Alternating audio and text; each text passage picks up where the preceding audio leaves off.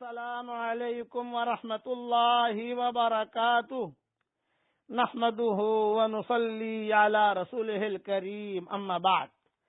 آج کا سبق سن لیجئے۔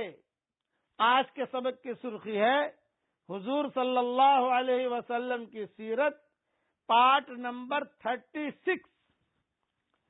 اب سارے مکہ والوں نے حضور کا ہاتھ پکڑ لیا اور کہنے لگے کہ آپ فیصلہ فرمائیں، حجر اسود کے سلسلے میں کون رکھے؟ تو حضور صلی اللہ علیہ وسلم سب کے چہرے دیکھتے رہے، ٹینشن تو تھا ہی کہ کیا فیصلہ کروں۔ اچانک اللہ نے دل میں بات ڈالی تو آپ نے کہا جی بریدہ ایک چادر لاؤ، چادر۔ آپ نے چادر منگوائی اور حجر اسود کو اس میں رکھ کر یہ فرمایا ہر قبیلے کا سردار چادر کو تھام لے، تاکہ اس شرف سے، اس عزت سے کوئی قبیلہ بھی محروم نہ رہے۔ تو سب کے ہاتھ لگوا دیے اور حجر اسود بیچ میں رکھا اور دور رکھا ہوا تھا حجر اسود تاکہ ڈیمیج نہ ہو، خراب نہ ہو۔ وہاں سے سب کے ہاتھ لگوا کر چادر میں حجر اسود ہے اور حضور صلی اللہ علیہ وسلم بھی چادر کو اٹھائے ہوئے ہیں، اور وہاں جو ہے سارے کے سارے چودھری جو تھے اور جنہوں نے بیت اللہ کی تعمیر کی تھی، وہ ان کے لڑکے، ان کی بیوی، ان کے بچے، سب نے ہاتھ لگائے ہوئے وہ چادر کو لے کر جو ہے سب نے چادر اٹھائی۔ جب سب کے سبھی سے چادر کو اٹھائے ہوئے اس جگہ پہنچے جہاں اس کو رکھنا تھا، تو پھر حضور اب مسئلہ آیا کہ یہ حجر اسود کو فٹ کون کرے، اپنی جگہ کون لگائے؟ بھئی یہ تو ٹھیک ہے وہاں سے لے کر یہاں تک تو آ گئے، لیکن اب فٹ کون کرے؟ تو حضور صلی اللہ علیہ وسلم نے کسی سے پوچھا نہیں، آپ بنفس نفیس آگے بڑھے اور اپنے ہاتھ مبارک سے حجر اسود کو اپنی جگہ پر رکھ دیا۔ جب اپنی جگہ پر رکھ دیا تو سارے قریش متفق ہو گئے، کوئی لڑائی نہیں کہ ٹھیک ہے ٹھیک ہے، ھذا محمد الامین رضینا، ھذا محمد الامین رضینا، ہاں یہ محمد صلی اللہ علیہ وسلم ہے، ہم خوش ہیں ہم خوش ہیں ہم خوش ہیں۔ چھوٹے چھوٹے بچے یعنی سب متفق ہو گئے کہ نو پرابلم، محمد نے اپنے ہاتھ سے رکھا ہے، ابھی نبوت نہیں ملی ہے، نبوت ملنے میں 5 سال باقی ہیں، اور یہ کہا یہ جو ہے بالکل ٹھیک ہے بالکل ٹھیک ہے۔ حضور صلی اللہ علیہ وسلم نے وہاں رکھ دیا اور وہ جو باقوم تھا وہ آیا اور اس نے فٹافٹ جو ہے اس کو برابر فٹ کر دیا۔ یعنی بیت اللہ کی جو چھت لگی ہے وہ باقوم نے لگائی ہے، یہ رومی معمار تھا، اور یہ لکڑیاں وغیرہ خرید کر یہ قریش لائے تھے، غریب لوگ تھے، جہاز ٹوٹا تھا تو اس کی لکڑیاں وغیرہ لے لی اور لے کر یہاں آئے، اور یہ بیت اللہ کی تعمیر تیسری مرتبہ ہو گئی۔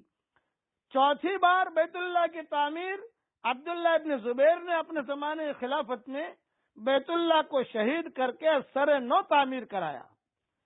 5ویں بار حجاج ابن یوسف نے بنایا کہ اولین اور آخرین میں جس کے جو ظلم اور ظلم تعدی کی نظیر نہیں ملتی، حجاج ابن یوسف نے بیت اللہ کی تعمیر کروائی۔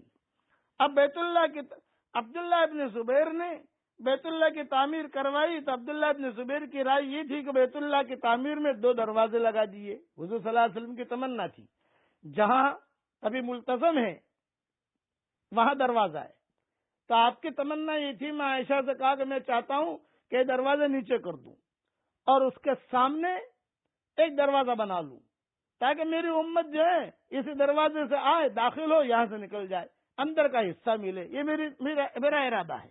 لیکن تیری قوم جو ہے جاہل ہے، پتہ نہیں اسے منظور کرے گی کہ نہیں کرے گی، اس لیے حضور نے کروایا نہیں، فتنہ نہ ہو اس کی وجہ سے۔ بعض کام فتنے کے ڈر سے بھی چھوڑ دیے جاتے ہیں، تو عبداللہ بن زبیر نے ویسا ہی بنایا جو حضور کی تمنا تھی، ان کی حکومت تھی۔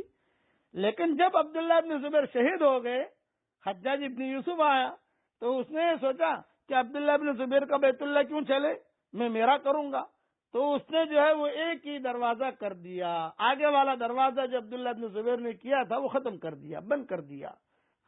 اس کے بعد کہ بادشاہ آتے رہے اور وہ سوچتے رہے کہ جو حضور کی تمنا تھی اس طریقے پر ہم کر لیں، لیکن سارے علماء نے متفقہ فیصلہ کیا کہ بس اب جیسا ہے ویسا رہنا دو، ورنہ بادشاہوں کا کھیل بن جائے گا، جو بادشاہ کے ذہن میں جو آئے گا وہ کرے گا۔